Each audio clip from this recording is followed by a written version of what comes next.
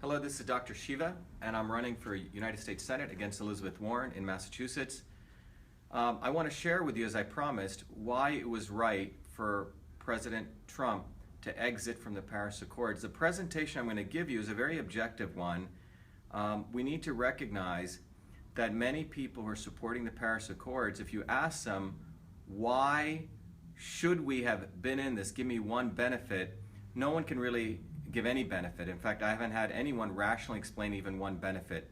What I'm going to explain to you very quickly here so everyone can understand in very simple ways is why it was important that Donald Trump got out of this, why it was essentially going to support an international collusion to basically support the polluting of our environment, and more importantly, to basically tax all of us, businesses, small businesses, big businesses, primarily a lot of small businesses, and every consumer here with a carbon tax.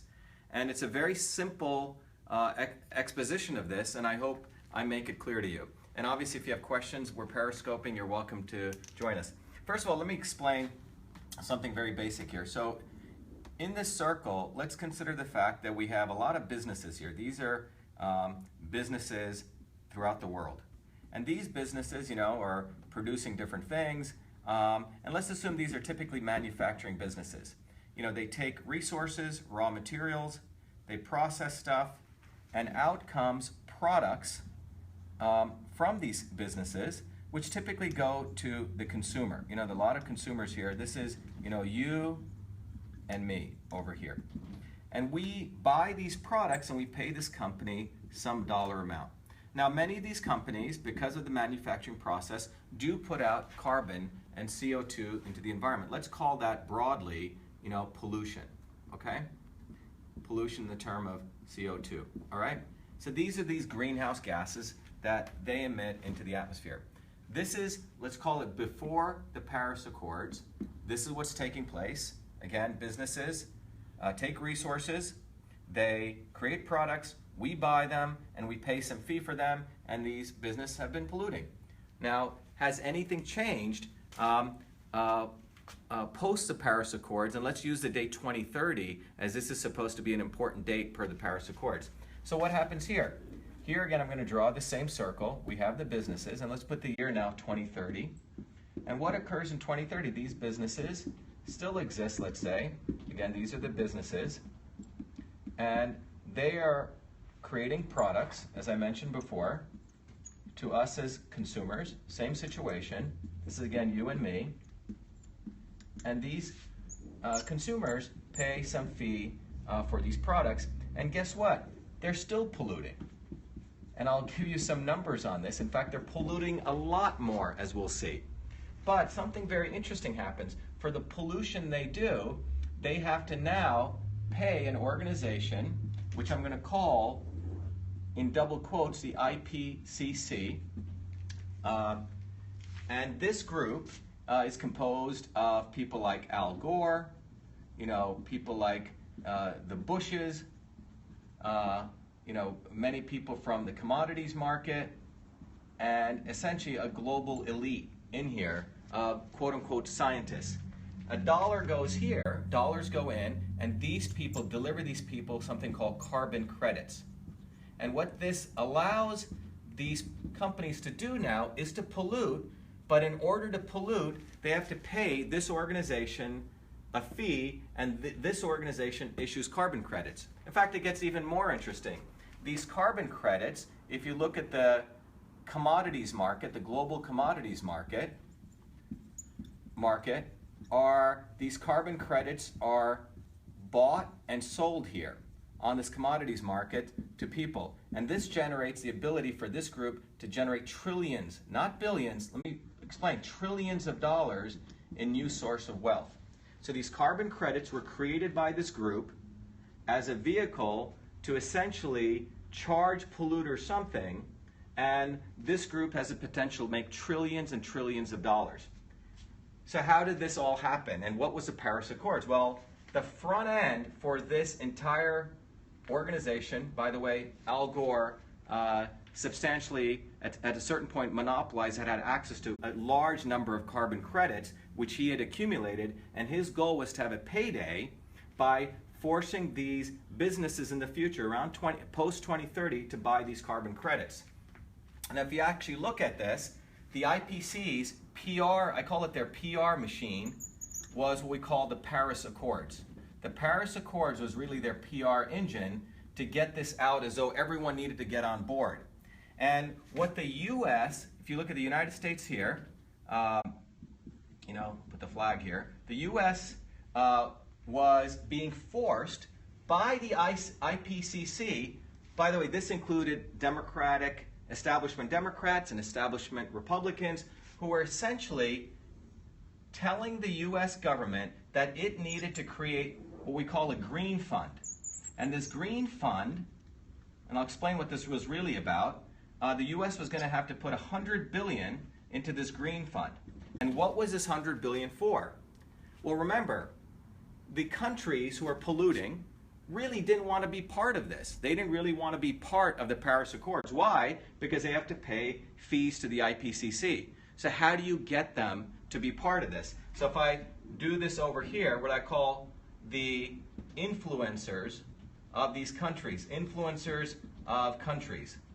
So for example, if you take India, China, and you go down the list of what they call about 190 plus countries, remember, all these people have influencers, so-called advisors. This $100 billion number was going to be funneled through different NGOs to essentially pay off, and in fact, people had already gotten agreements that if they joined the Paris Accords, that they're going to get dollars funneled to them. This is why people were involved in this. In fact, some of the WikiLeaks stuff came out. Jairam Ramesh, one of the key advisors in India. Originally, if you go look at it, he said that the glaciers were not receding, and later on it was stated that the glaciers were receding. And in a recent email in WikiLeaks, he was actually thanking John Podesta for making all of this occur. So you have to really start thinking about what took place. But fundamentally, Trump wanted to exit this because I think Trump realized what was really going on. And what was really going on is this. The mafia of the IPCC was using the United States instrument, our Congress, our tax dollars, to funnel about $100 billion here, so we would pay off these people to join the Paris Accords. Now, let me just tell you, $100 billion is a relatively small amount because these guys were going to make trillions. So let me follow this through again so you get it. Businesses today are polluting. Just to give you an example, China today pollutes around 11 billion tons of carbon into the atmosphere. 11 billion tons of carbon. That's what they're doing today. By 2030, or between now and 2030, guess what? China's still allowed to pollute. In fact, China is allowed to go up to 22 billion tons, which means they're allowed to go 11 billion tons in carbon, which means they're going to pollute more. They're going to double their pollution during this period. No penalties. And that's how they got China to join. After 2030, there's going to be a big payday for these guys because they're going to be able to sell China carbon credits. I hope everyone's following. The bottom line is these set of 190, in many ways, so-called influencers and advisors, many of them essentially are waiting for this $100 billion payday, supported the Paris Accords because they're going to be paid, and that's how they force their countries' prime ministers and people to say, yeah, we got to join this Paris Accords. The reality is when you step back and look at this diagram, who really profits is the who are going to make money on carbon credits as they fluctuate and rapidly grow in price post-2030. So a $100 billion payout to most of these corrupt officials, it's very well worth it for them because they're going to have a 100 to 1,000% increase in profits. So fundamentally, what Donald Trump did was he saw the scam, which is what it is. And fundamentally what this does is makes liberal bourgeois feel good that they're part of the Paris Accords. In fact, the MIT president has said, we have conclusive evidence that temperature has gone up. Let me just make it very clear that Hansen, the guy who came up with this temperature rating at NASA, during the 1950s to 1990, they used what they said was the average temperature, 1998. During that period, that's how they measured the average temperature. And they said the average temperature was 15 degrees Celsius.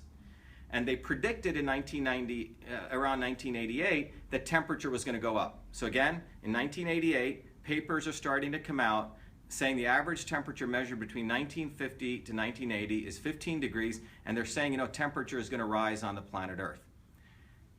Well, what happens? By 1995, 1996, they find out the temperature actually, in fact, gone down a little bit. It was not going up. And somehow, mysteriously, around 2002, Hansen says, yes, the temperature has gone up. And how did he get it to go up? He got it to go up by saying that the average temperature is now 14 degrees. He actually changed the goalpost. Before it's 15, he said now it's 14, and he said we're measuring 14.64. So what they did was a complete lie, and in fact this changing of the goalpost was done in an email. All of this is written in a beautiful article by Arvind Kumar in American Thinker called 14 is the new 15, or 14 is the new 15, exactly. So you should go read it by Arvind Kumar in American Thinker. He lays it out very beautifully. But the bottom line is, there is no conclusive evidence that the temperature has gone up if you look at the facts.